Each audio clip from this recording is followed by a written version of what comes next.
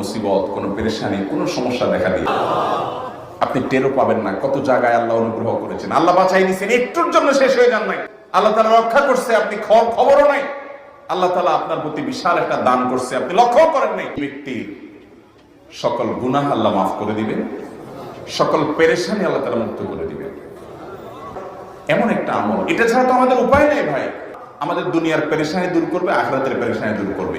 দুনিয়ার পেরেশানি আমাদের বিপদ আপদ মুসিবত, এগুলো রিজিকের অনটন অভাব এগুলা, আর আখিরাতের পেরেশানি হলো আমাদের পাপ গুনাহ এগুলা।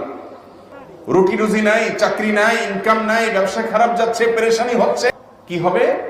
এক নম্বর লাভ হলো আল্লাহ মাফ করে দিবেন গুনাহ। ইউরসিলিস সামা আলাইকুম মিদরারা, যাতে ফসল ভালো হয়, রিজিক ভালো হয়, সেই ব্যবস্থা আল্লাহ করবেন।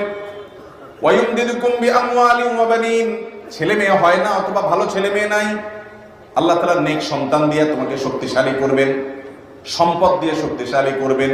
ওয়াজআল লাকুম জান্নাতি ওয়াজআল লাকুম আনহারা, আল্লাহ তাআলা প্রসবন দিবেন, ফসল দিবেন, বরকত দিবেন রুজিতে। কিসের মাধ্যমে? এটা আমাদের বেশিরভাগ মানুষ জীবনে হয়তো শুনেনও নাই, অনেকে হয়তো শুনছেন, আমল করা হয় না।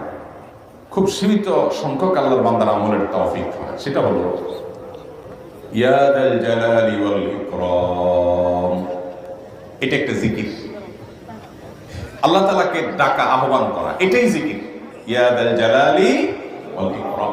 নবী করিম সাল্লাল্লাহু আলাইহি ওয়াসাল্লাম বলেছেন, আলিজু বিয়া দাল জালালি ওয়াল ইকরাম, তোমরা ইয়া দাল জালালি ওয়াল ইকরাম এটাকে আঁকড়ে ধরো, এটাকে নিয়মিত করো, বেশি বেশি করে বলতে থাকো এটাকে, সব সময় এটাকে মুদাওয়ামাতের সাথে কন্টিনিউয়াসলি এটা বলতে থাকো, ইয়া দাল জালালি ওয়াল ইকরাম।